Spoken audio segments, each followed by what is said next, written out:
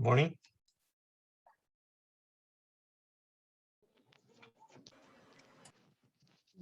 Good morning, Professor. Morning, good. Hi, Jihun. Hello, Professor. Okay. Hi, Carly.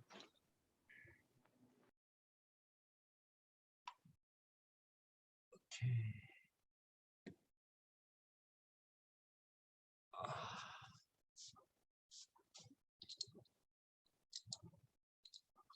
Hi, Manat.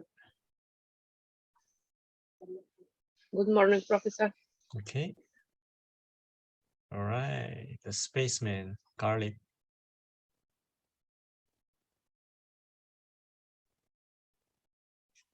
Hi, Carly. Can you turn on your audio? Sorry. Okay. Hello, Professor. Good morning. Good morning. It works. Okay. And then I think we have Sunyoung left. I'm sorry that I was late. I was working on the writing proposal and I forgot the time passed. Okay, so Manar, you are using 2? Okay, not.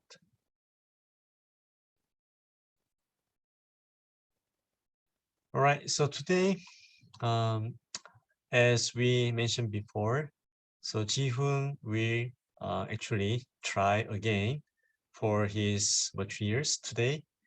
So let's have a presentation from Ji-hoon first. After that, we can move on for the materials. So I will allow you to share the screen so that you can share the screen and then you can start. Okay.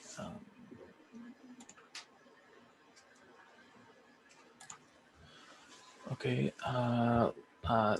Let me start the presentation. The ophthalmology means the branch of medicine part which related with the human eyes, and this part use the laser for the many purpose like the diagnosis and therapies and more. Because the eyes actually the optic machine or sensors of the body, and laser can occur many types of the thermal and chemical or plasmatic or ionized interaction. And these interactions was adjusted by laser energy. In the high energy can tear the tissue, and with the high temperature it can coagulate. And in low energy, it mostly using with the imaging to diagnosis or using with non-surgical methods or others. And this optical sensing of the eye operated by many cells in the retina. I'd like to skip the detail, so sorry for the previous presentation. In the retina, there are many photoreceptor cells, and it constructs the pixels in the bipolar and ganglion cell. And optical nerve generate the spike signal, which according to the image of the each receptive field of the ganglion Ji-hoon, cells. can you also use your mouse or pointer to point? Yeah, you can just use your mouse. Okay. And as I said in the previous presentation, so I give a little bit skip and detail, and then sorry. Okay. And also, as I said, optical nerve generate the spikes signal like these, which according to the image of the each receptive field of the ganglion cell was scattered like this picture. And this process is very similar with the resolution of the digital imaging converting as this illustration. And sometimes the neuronal field, it is connected with the vision loss in a very few cases. And finally, the primary visual cortex in the occipital lobe of the brain connected all of the optic nerves information into reconstruction image to recognize the orientation first, or like these, orientation first, and find the endpoint and build the image which is highly corresponded with the actual image. And this is illustration show the orientation cognition in the brain. As I said, just only the one orientation can correct it with the one root, as I said. And there's are many types of medical laser, which categorized by the source of the laser and properties of the interaction type, and also the post duration. It means the typical radiation time for the pulse. And this mostly have the CW, and the CW means the continuous wave, which is radiated long time. In case of helium neon has only use the continuous because it using with the imaging, and I gonna introduce the most used laser and the way to use it. Argon ion laser is presented at presentative gas laser, which typically made by a mixture of the blue and green visible light, as in this picture. But it can make more various wavelengths somehow, not in the therapy part or medical part, I guess. And this ion laser is not only the more highly effective than other gas laser, as you see previous chart. You see in the chart is very low wavelengths. Long wavelength. Long wavelength is micro. This is micro, but there is argon, and like other one is a nano. So, and it mostly used for the retinal phototherapy for the diabetes. As you know, the diabetes occurred the jaundice, which make the eyes go yellow. And the ND arc laser is made by a crystal, which made by neodymium and iridium, which produce a light of 1064 nanometer. Case of the infrared range. This is solid type laser, so most of the ND arc radiate by flash tube or diode type device, and its wavelength is 1064 nanometer, but sometimes make other range of the infrared, as you see, and it is typically used for treatment of glaucoma.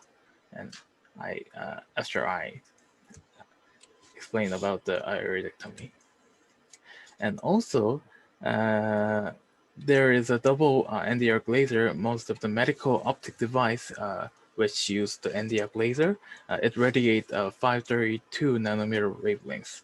Because the high intense pulse may be efficiently used at the doubled power ND arc laser more than non-harmonic single ND arc laser. That's why this picture has also the green laser. Yeah, this is not a 1064 nanometer laser. Then, and that's why most of the image of the ND arc laser with the green light, as you see in the Google, and it's additionally, I don't know if it doesn't matter, but I used the 532 nanometer laser in the research of the laser inducing touch sensing indirectly with thermoelastic effect, which is means the 532 laser is more useful way to with various way. And essentially, the excimer laser is radiate UV range light, which is 19 3 nanometer and argon fluorine compound gas laser. And its interaction occurred at high energy than it mostly used in LASIK and PRK, which can make a reshape the cornea to improve the vision function. And I added this part that I wondering in previous presentation, but the helium neon laser is not mostly used in the medical field, and this laser, which is a new type of gas laser, and its wavelength is 632 nanometer, which is red light, as you see. And it was used in scientific research and name as the laser speckle imaging. I don't know, but I just only find the one article can make this laser imaging. Another imaging part of the diagnosis, and there is optical coherence tomography, which used a infrared and principled by the long wavelengths and low coherence to make a penetration image. And in ophthalmological area, it used for a high resolution image of the retina and anterior segmentation. And there is laser Doppler imaging. It is more used with the retinal, the artery or vein imaging.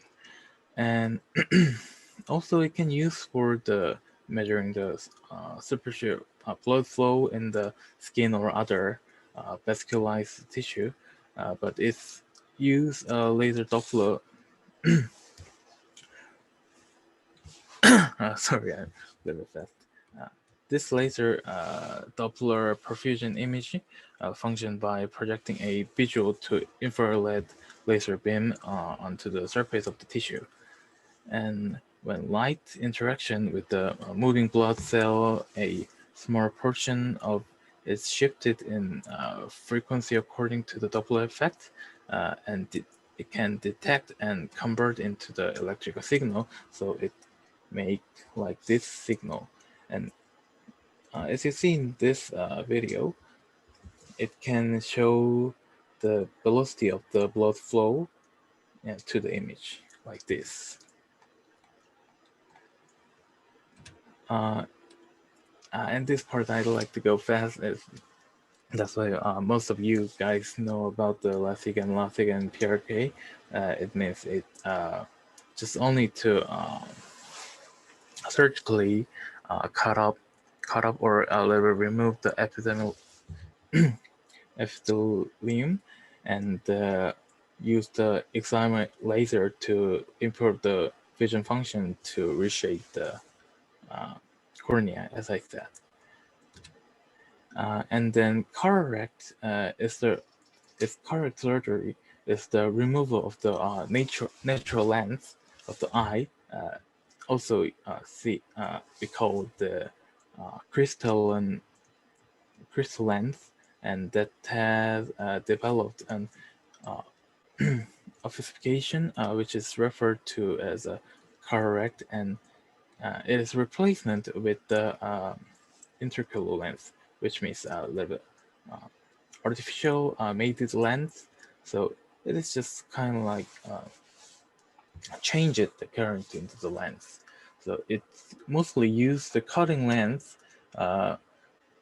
and mostly use you can use most of the cutting laser, but in most of case they use a femtosecond laser. And iridectomy, also known as surgical iridectomy, is a surgically removal of the part of the iris. Is for the cure the glaucoma, and these procedure are mostly frequently performed in treatment of the closed angle glaucoma, and also the use with the iris melanoma. like this. As you see, it's very simple, just the disease part to remove. And it's also the treatment of the glaucoma, and it says the trabeculectomy, and it means the surgical procedure used in the treatment of glaucoma, as I said, and we relieve the intraocular pressure by removing part of the eyes of the trabecular meshwork and adjusting structure.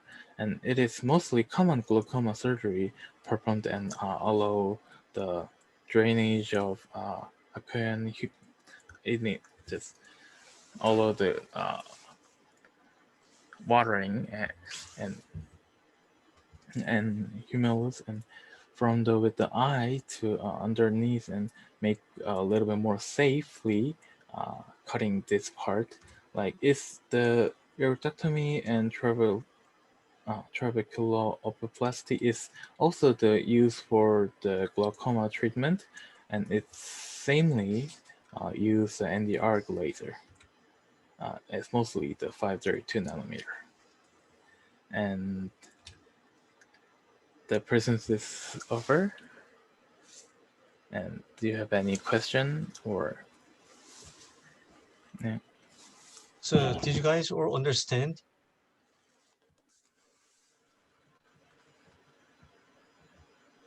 No question?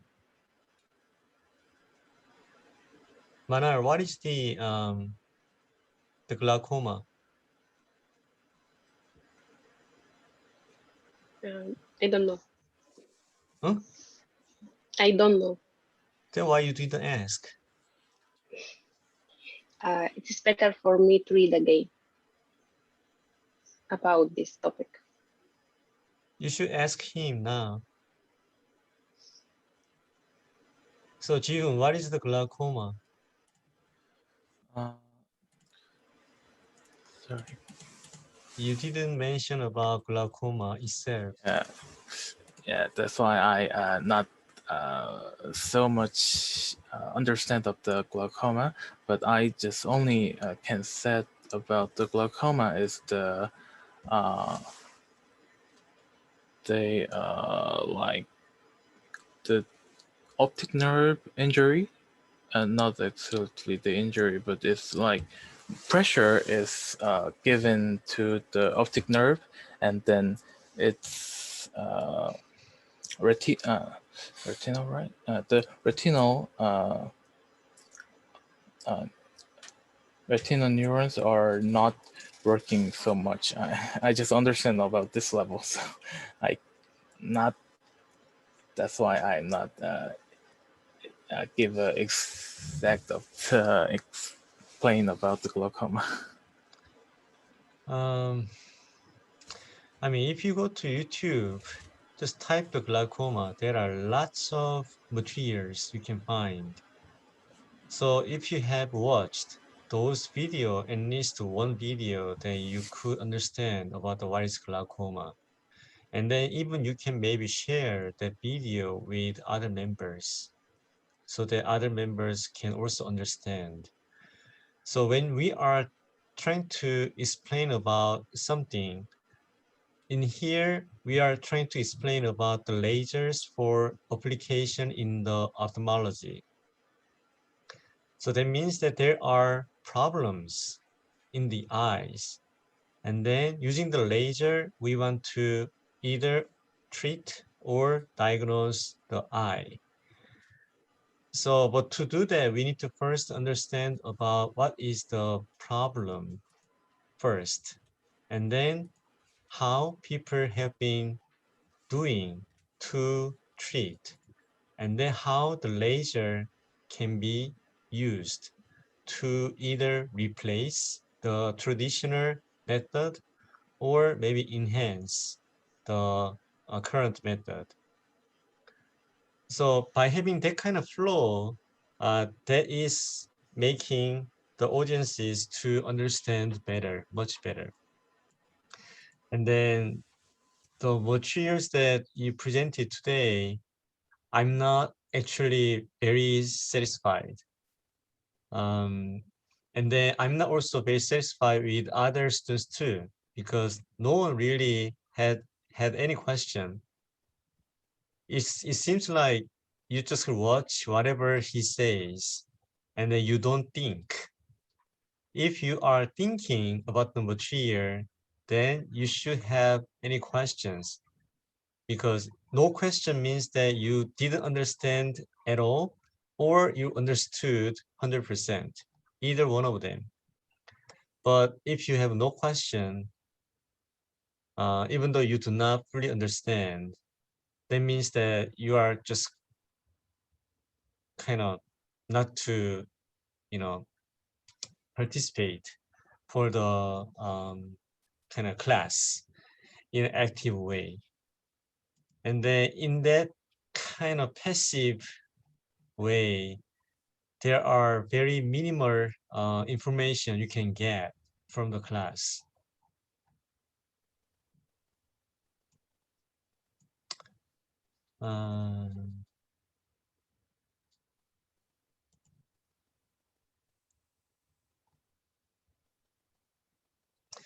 And then when Manar, you are saying like you wanted to look at after the class, then of course you can do that. However, time is important. So by asking the simple question during the class, you may save 5 minutes or 10 minutes after the class. And also you can probably remember about that question much better during the class rather than after the class. Okay, Garlic, you had any question?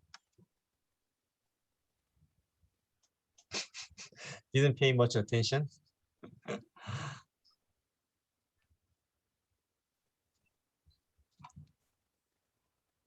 Okay. All right. So, okay. Jihoon, is this the same material as you sent before, or this is an updated version? It's updated version. Okay. So please send the updated slides so that I can share with the other students too. All right. You can stop the sharing the screen, and then I will share the screen.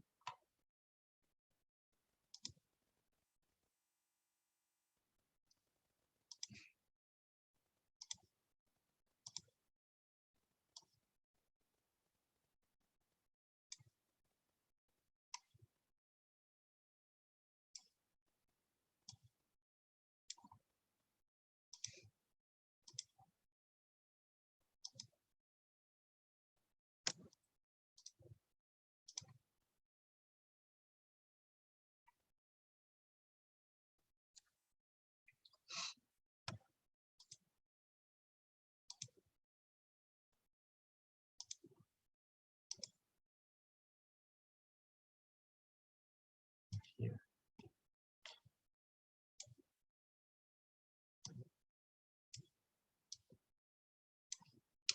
So starting from today, we will see the interactions between the laser or light with the tissue. And the first interaction mechanism is about the photochemical interaction.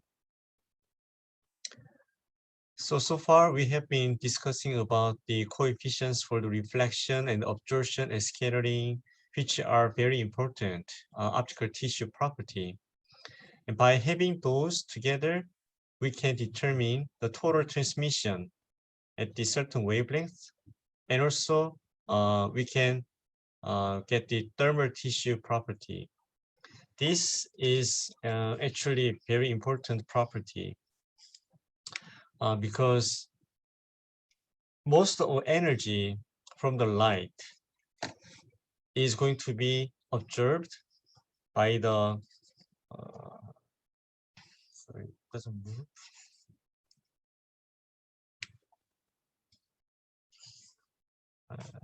Okay.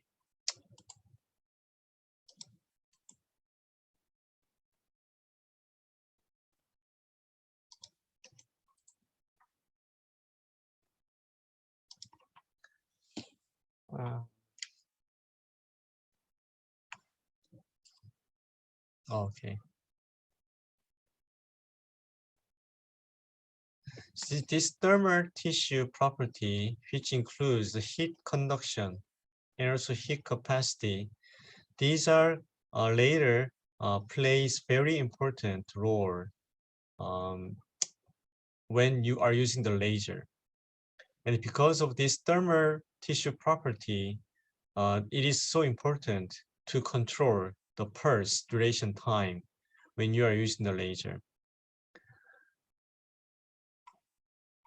And then when you're also using the laser, you need to choose the wavelength, and then you need to choose the exposure time, and also, sorry, this is power is not. And also exposure time, and then apply the energy, and then the focal spot size. So how big you are going to illuminate on the skin, and then how much of energy density you will apply, and power density. Among many of parameters here, the exposure time is the most important parameter when you are selecting what kind of interaction you are going to have.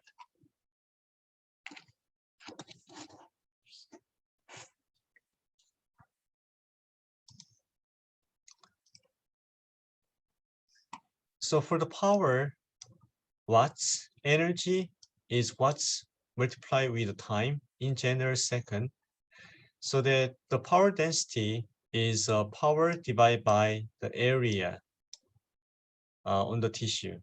And the energy density is going to be dividing joule per area. And the energy dose can be defined as the energy per tissue volume, not the area. So there are 1, 2, 3, 4, 5 different types of the interactions.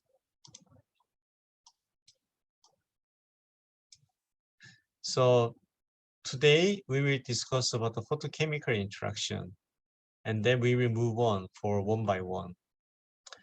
And one thing interesting is, next slide you will see all of these interactions, they are in the relatively very similar range for the energy density, which is 1 to 1000 joule per centimeter square.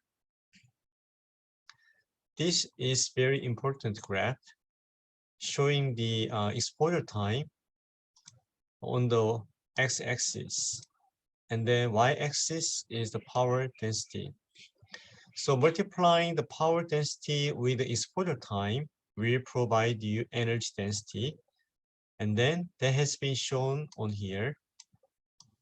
So the first line, dotted line, represents 1 joule per centimeter square. Second dotted line means 1000 joule per centimeter square. Photochemical interaction has relatively very low energy, very low power density. And then with a relatively long exposure time, it can be mostly used as a continuous wave for a long time. And the thermal interaction is with about 10 to 3, which is about 1 kilowatt. And then you have a few 10 to minus 2 or 10 to minus 3 seconds, which is the millisecond range. When you go for photoablation, that uses relatively high power, but with a much shorter exposure time. And here, what you can see is this one. So you can see that photochemical interaction and thermal interactions are relatively having long exposure time. And the other, photoablation, plasma-induced ablation, photodisruption, they are having relatively very short exposure time. So this is 1 microsecond, 1 nanosecond, 1 picosecond, 1 femtosecond. And then shorter than this microsecond, these photodisruption, photoablation, plasma-induced ablation, they do not really cause thermal damage to the surrounding tissue of the laser treatment. However, for this thermal interaction, when you are using the laser and then basically causing the heat on this tissue, ideally, we want to have a remove of tissue only this region by having the laser. However, when you are using longer than 1 microsecond pulse, what is happening is surrounding the area is also actually having some of thermal damage. So this surrounding tissue may not have as high as those area for the temperature rising. However, this area will also have some range, some increase of the temperature, which can still cause the damage to the tissue. However, when you are using photoablation and photodisruption, plasma-induced ablation, you can minimize this area to be smaller, and only those area will be basically ablated by using the laser. So those three, photoablation, and then plasma-induced ablation, photodisruption, all of them are basically ablating the tissue, which means they're removing the tissue from that location. Thermal interaction is also actually doing the same thing. It removes the tissue, but the mechanism is different. Photochemical interaction doesn't remove tissue. However, it causes some chemical interaction. Chemical interaction happens in the tissue. So plasma-induced ablation can happen with a very short the duration time, which is about picosecond, with a much high power compared with the photoablation. Photodisruption is in a similar with the plasma-induced ablation, but providing a little bit more higher energy or higher power compared with the plasma-induced ablation. Then photodisruption can happen. So we will discuss about one by one throughout this semester. But again, interestingly, all of those 5 are in the range between the 1 and 1000 joule per centimeter square. So photochemical interaction is kind of long, mostly continuous wave. Thermal interactions are longer than 1 microsecond to about 1 second. Photoablation is nanosecond to shorter than 1 microsecond. Plasma-induced ablation is very short, less than 1 nanosecond. And the photodisruption is also using shorter than 1 nanosecond. So let's talk about the photochemical interaction. In our nature, one of the good example of the photochemical interaction is photosynthesis, which means that by using the photon, it can synthesize something, which is actually the energy from the light. For the medical application, the photodynamic therapy is basically using the photochemical interaction between the laser and tissue. And the other photochemical interaction in the medical application is called as a biostimulation. In other words, low-level laser therapy or low-level light therapy, or maybe even photobiomodulation, depending on where you apply. So let's look at the photosynthesis. So we have actually probably learned about the photosynthesis during the life science class or biology class. So here you can see there are 6 carbon dioxide, which you can, or the plant can get from the air.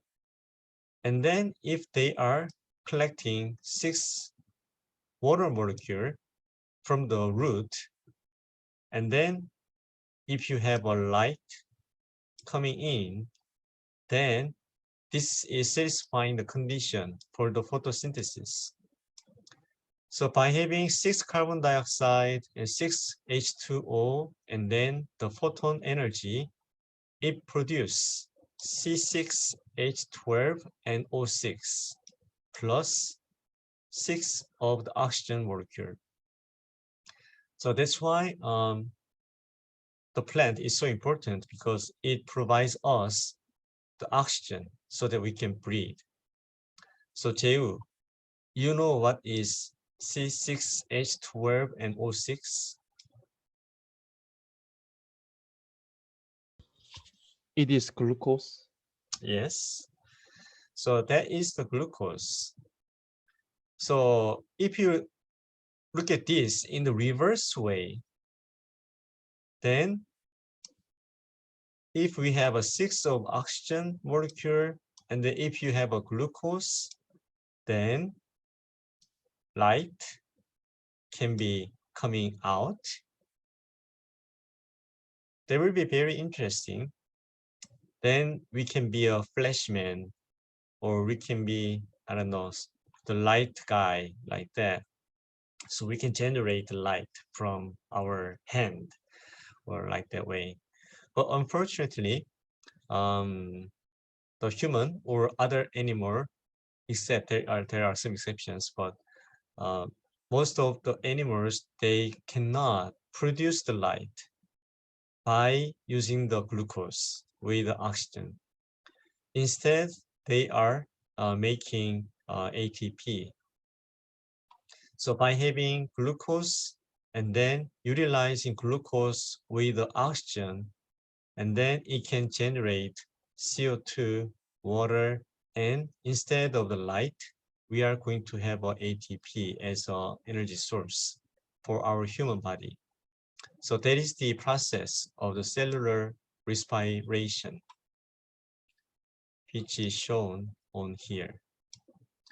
And also from this cellular respiration process, actually more than 70% of energy is actually turning into the heat. So the efficiency of using glucose to make ATP is not very high.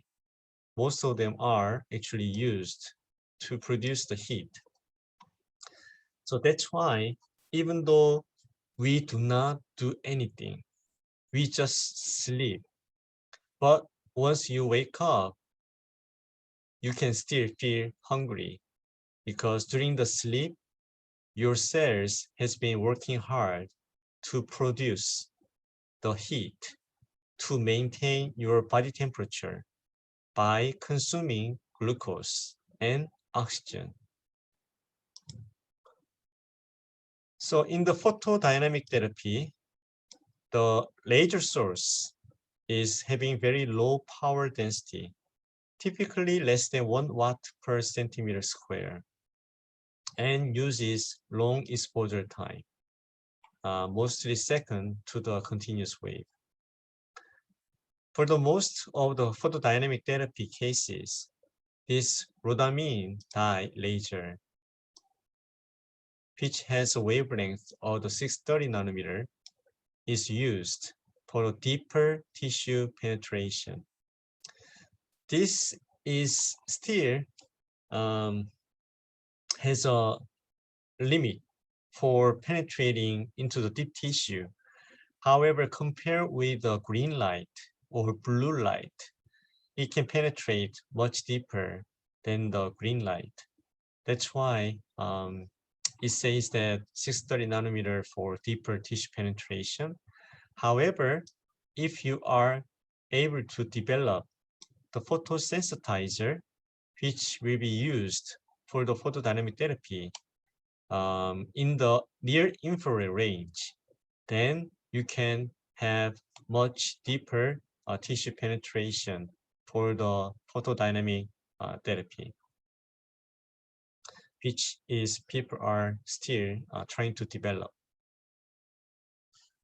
So when you are looking, trying to understand the photodynamic therapy, the first thing you need to understand is about the photosensitizer, because without photosensitizer, photodynamic therapy doesn't work. Then what is the photosensitizer? As the name says that it's a photo plus sensitizer. So it is becoming very sensitive when there is a photon. So that's the photosensitizer. And this is a chromophore, which means that it is some molecule that can observe the light energy. And then this photosensitizer is capable of causing light-induced reaction in the other non-observing molecules. So non-observing molecule, but it can cause light-induced reaction. So what they mean is that photosensitizer is basically the chemicals that interact with the photon, and then it generates something. And then if there is a, so let's say you have a photosensitizer here, and then you have some others around here. And then you have maybe laser. Maybe laser will come actually all of this area.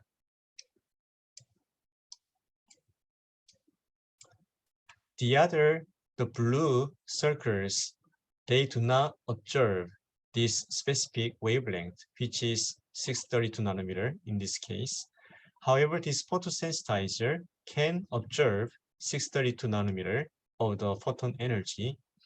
And then this photosensitizer is producing something. And then that is going to react with the surrounding molecules so that it can affect surrounding molecules.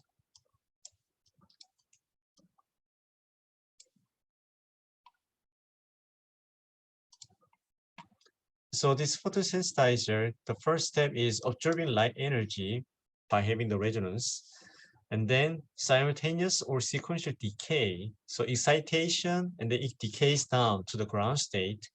And then third step is release, highly cytotoxic reactants. So this is also keywords.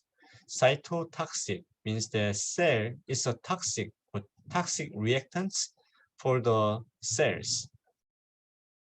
And then this cytotoxic reactants is going to make irreversible oxidation of essential cell structure, mostly DNA. So DNA, we know that it has the structures like A, T, C, G, like that, right? And then they are connected. So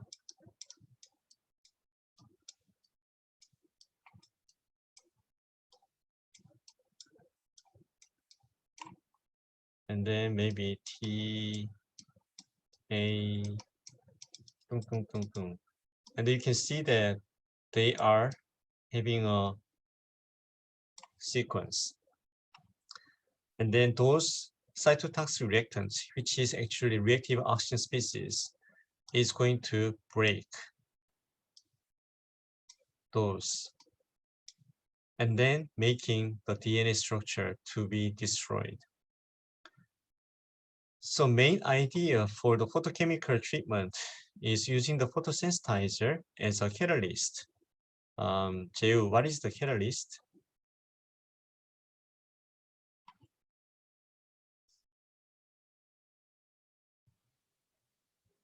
A catalyst is the it can cause it can cause the catalysis, which is the process of increasing the rate of chemical reaction by adding some specific substance. Okay. I think you know, but kind of maybe not easy to explain. But basic catalyst is, as Jill mentioned, it helps to occur some chemical reaction. So without catalyst, it can still happen. However, by having the catalyst, that chemical reaction can happen much easier. But that means that catalyst itself is not actually participating in that chemical reaction. It just kind of help, assist. So the photosensitizer, so without photosensitizer, we cannot expect this photodynamic therapy can happen. However, by having this photosensitizer, it is working as a catalyst and then basically causing photosensitized oxidation for the surrounding area. And most of photosensitizers are organic dyes. So they are basically having some color chemical. And their electronic states can be either single state or triple states, which I will show in the next slide. So Carly, are you familiar with the singlet or triplet states? Professor, Not so much? I How did about not Noor? hear. Are you familiar with the singlet or triplet states? No, professor. Have you heard about the Pauli's exclusion principle in the physics? No. Oh, really? Ji-hoon must be familiar. You are an electronics guy. No? Okay. I'm not familiar. All right. I thought everybody heard it before, but maybe not. Actually, this singlet or triple states has been briefly mentioned in the previous lectures. But we will revisit here. And this singlet or triplet states is a basic electronic state. And then each of these electronic state is subdivided into a band of vibrational states. So there is a one electronic state. Let's say that maybe this is better. So there is a one electronic state. And then within these electronic states, there are multiples of vibrational states.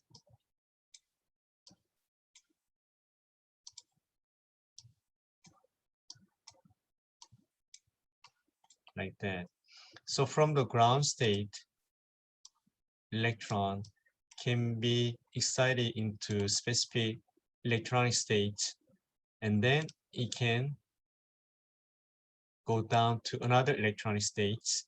And even within the same electronic states, there are multiple different types of the different level of the vibration states. And then there are 5 reaction types for the photosensitizer.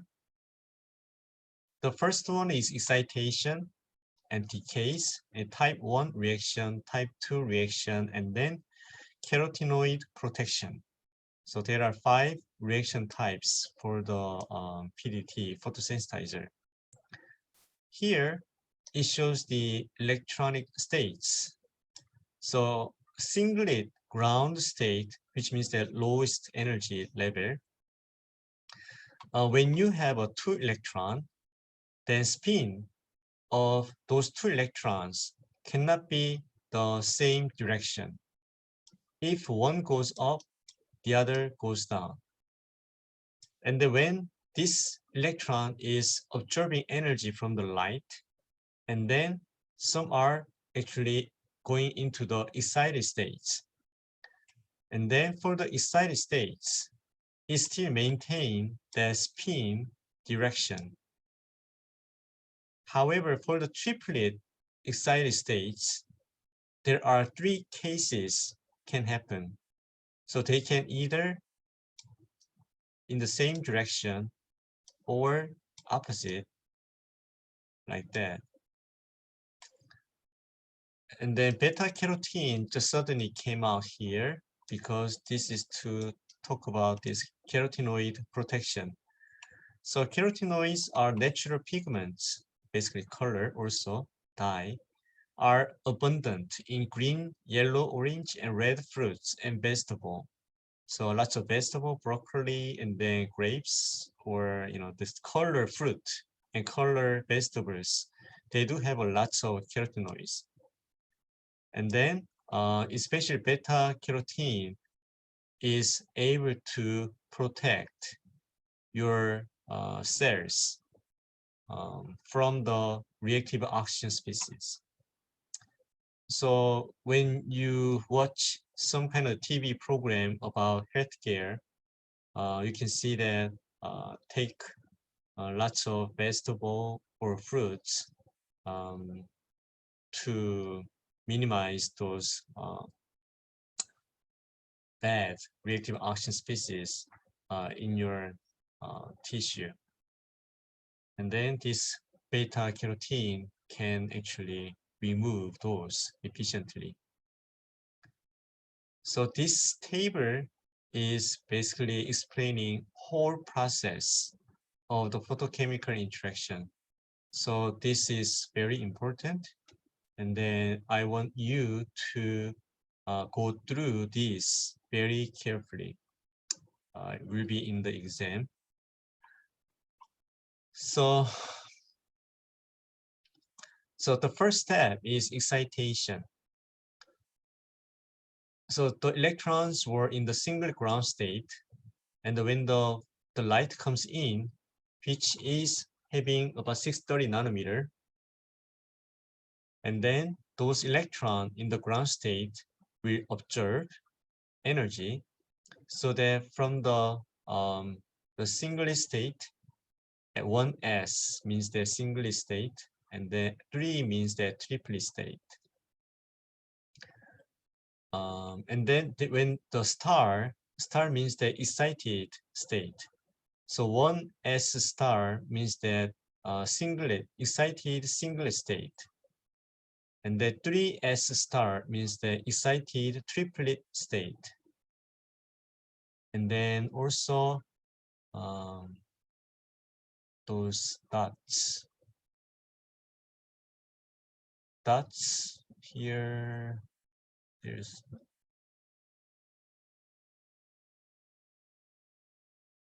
explanation. Let's see how it goes. So the first step is excitation. Basically, the photosensitizer will have a light energy, H nu, and then will be excited. So into the singlet excited states. So it goes up here. So you can see, depending on the wavelength, from the ground state to the single state. When you are using 620 nanometers, it can go up here. And then by having shorter wavelength, it can probably be observed and then make the electron to be in the more higher energy level. So once you are exciting the electron to the single state here, and then this will try to come back to the ground state. That is the decay process. For the decay process, there are three types of decays. So the first one is radiative singlet decay or non-radiative singlet decay. So radiative means that the light is electromagnetic wave is coming out, radiation is coming out.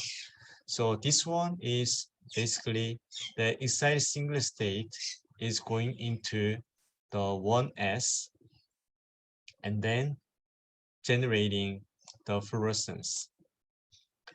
So from here, and then within this S1, it loses little bit energy by traveling within a few vibrational states and then goes down and then emit fluorescence.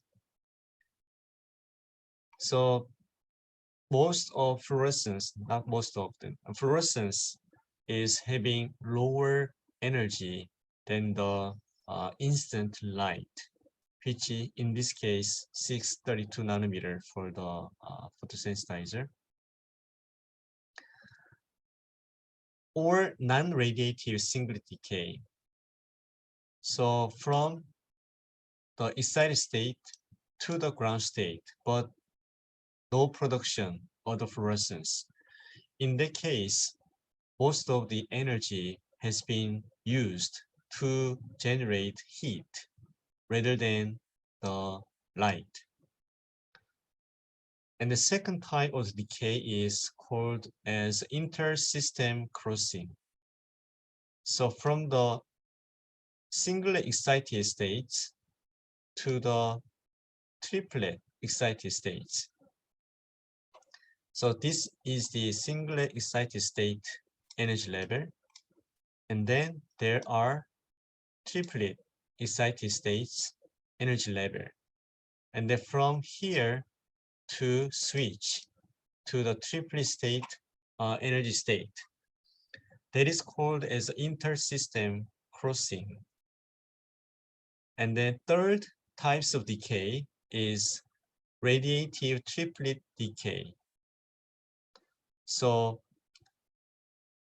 that is happening after inter-system crossing.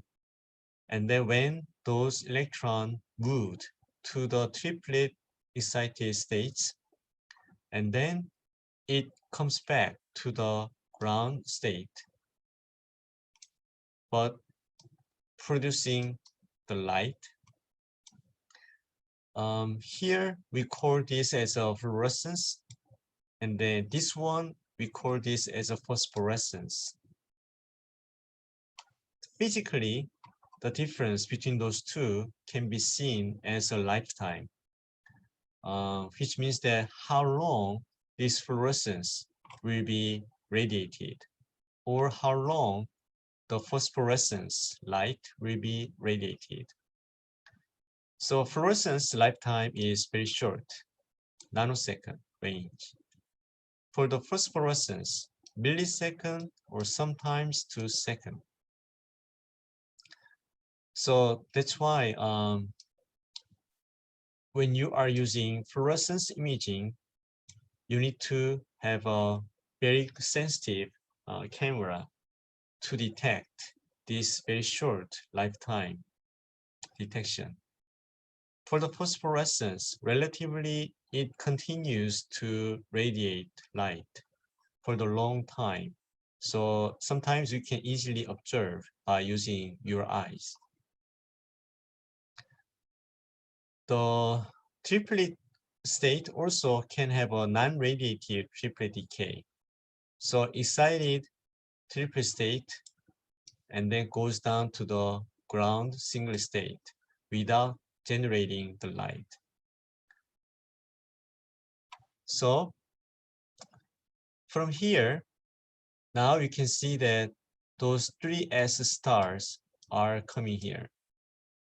So type 1 reaction. And type 1 reaction is also called as a free radical generation.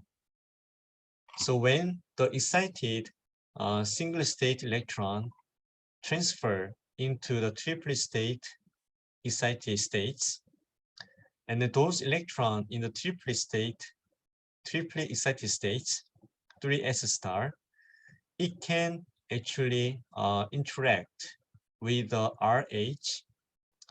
Here, the R means the organ R here. RH is a substrate with a hydrogen bond, and the CAR here is representing carotenoid. So some substrate with a hydrogen bond, if there are RH around the photosensitizer, then what happens is this excited triplet state electron is delivering energy to the RH. And then it binds with the H here, so that it becomes SH. And then those RH with some substrate molecules with the hydrogen bond will lose the hydrogen, and then it becomes a neutral state of the some substrate. For the electron transfer, this 3s star is interacting with the RH, and then it takes the electron from the RH, so that this will have a S minus, and then this RH is losing electron, so that it becomes the positive.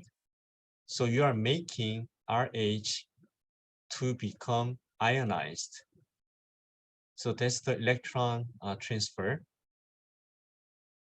When you made SH dot here, this SH dot can also interact with the oxygen, so that this oxygen 3O2 interact with the SH, and then it becomes 1S plus HO2,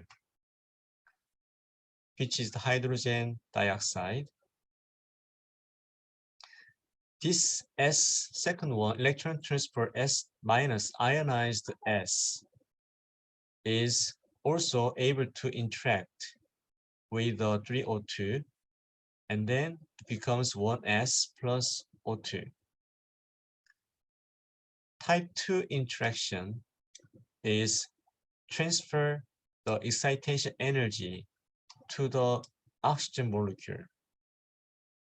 So those 3s star, which is the excited state in the triple state of the electron, is interacting with the 3O2, and then becomes 1s, basically ground state, and then making 3O2 to become excited state, the star here. Sorry, I need to turn off.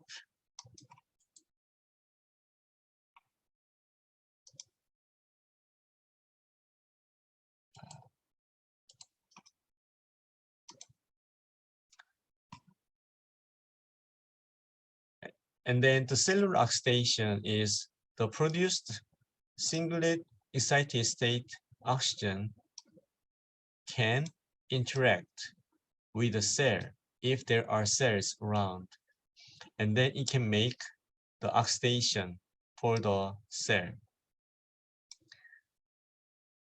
So here, the bad thing is basically this one. So when the triplet excited states is interacting with the oxygen, triplet state of the oxygen becomes the singlet state of the going down to the energy, but making the oxygen to be excited states of the star here. And this excited singlet oxygen, this one is very reactive, so that this can interact or react with the cell and then making cellular oxidation. And then by having cellular oxidation, it can cause the death for the cell. However, when you have a carotenoid, then this excited singlet oxygen will binding with the carotenoid. So instead of working with the reacting with the cell, this excited singlet oxygen is going to react first with the carotenoid, and then basically becoming triple state of the oxygen, and then this carotenoid excited state for the carotenoid. But this excited state of the carotenoid can release the heat. By having that way, it loses the energy.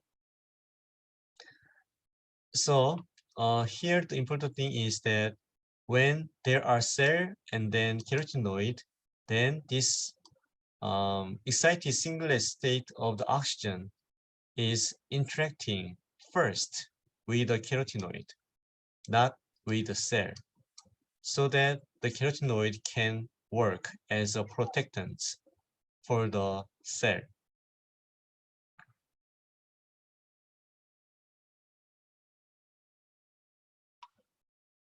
And here, type 1 reaction and type 2 reactions, they occur kind of at the same time, so simultaneously.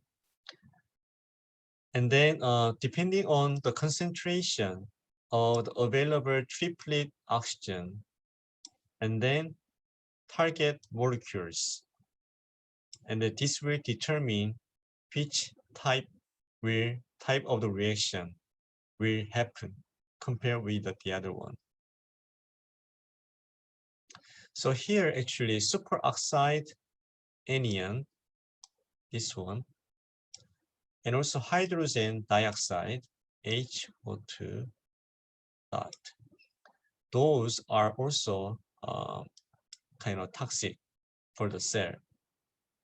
But these are not trying to react with the cell as strong as this excited singlet state of the oxygen.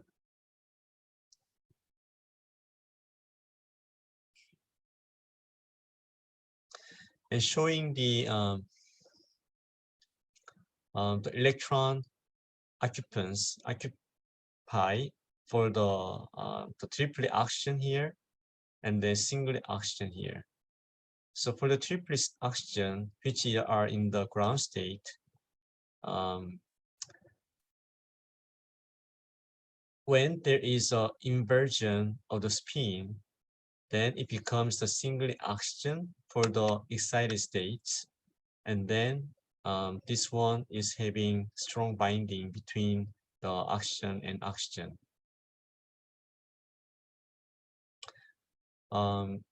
This video actually explains kind of conceptually about the spin, which is the quantum magnet. So let's watch this video.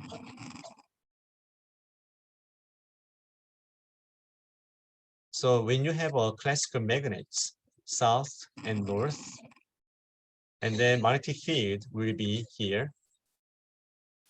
And if you have a small magnet, then it has a north on the top, so the north goes to south part. If you place in the middle, if you reverse, it will go down. So depending on the positions of the small magnetic field, magnetic moment, it can actually locate in the whole different positions. But people have placed those quantum electrons And what they found was that it locates only either top or bottom. So by looking at this one, they found that the spin states for the electron is either up or down.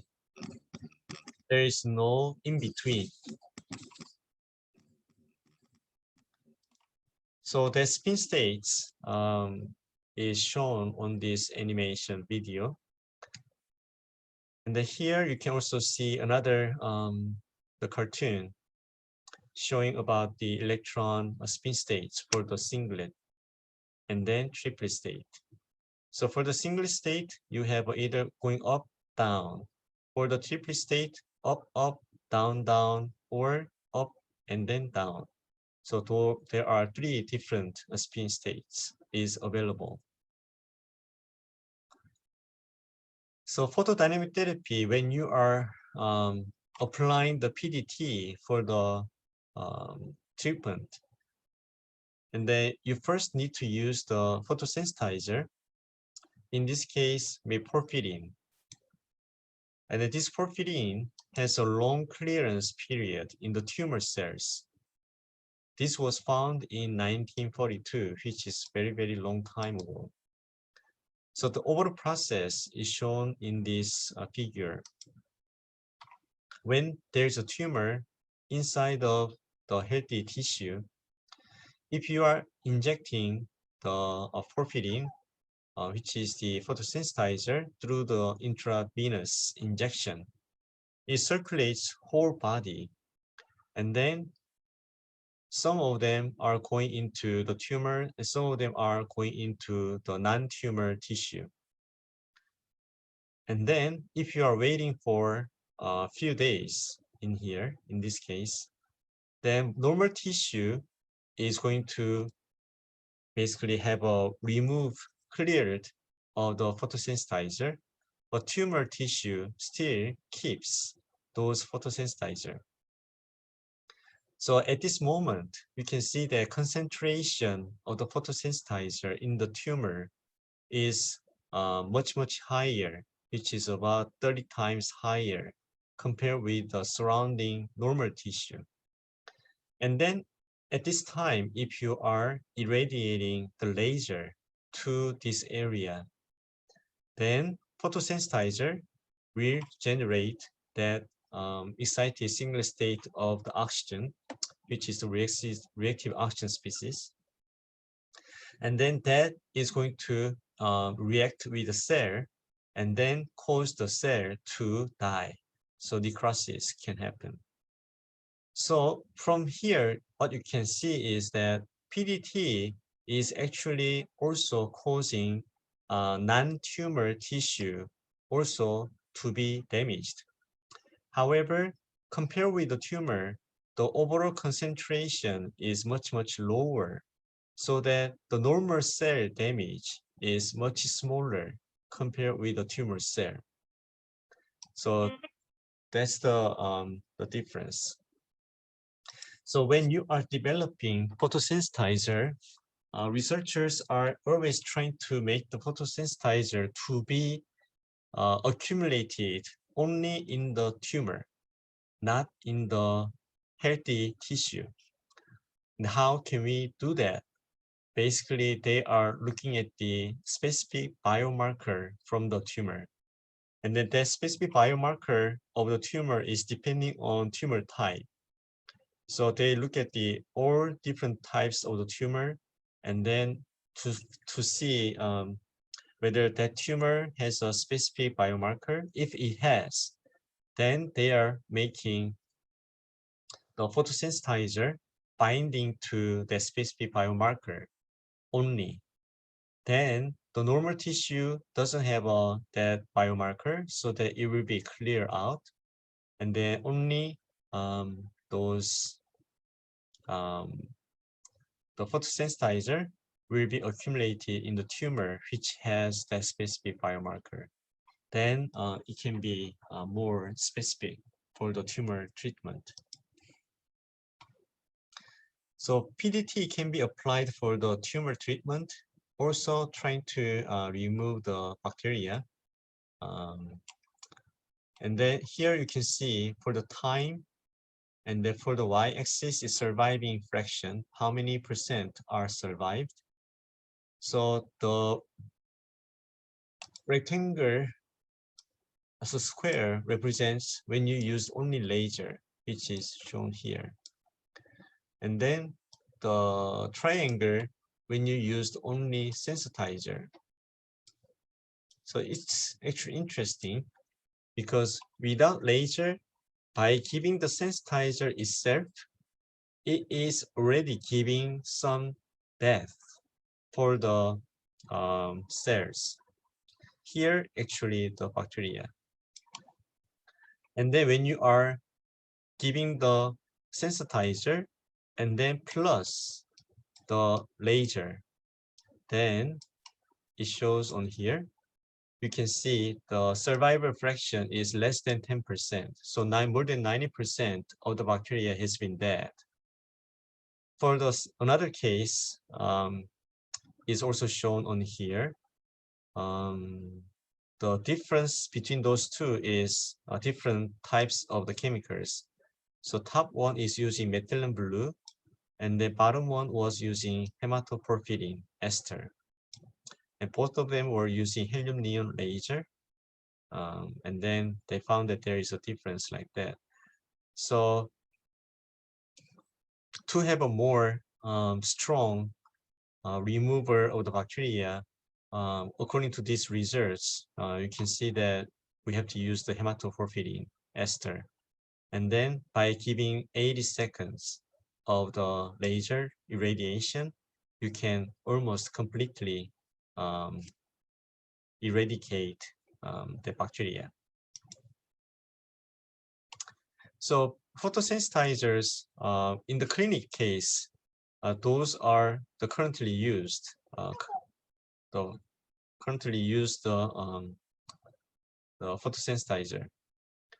So hematoporphyrin derivative, so HPD, and that is derived from the calf blood.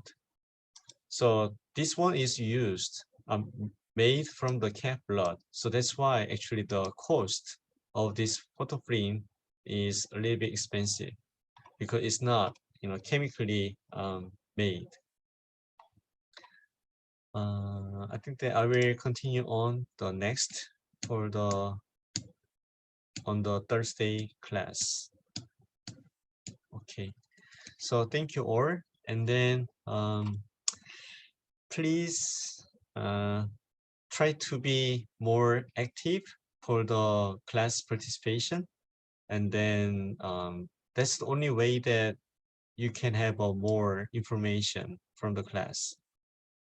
So thank you all, and then enjoy the lunch, and then see you on Thursday. Okay, bye. Thank you, Professor. Thank you, Professor.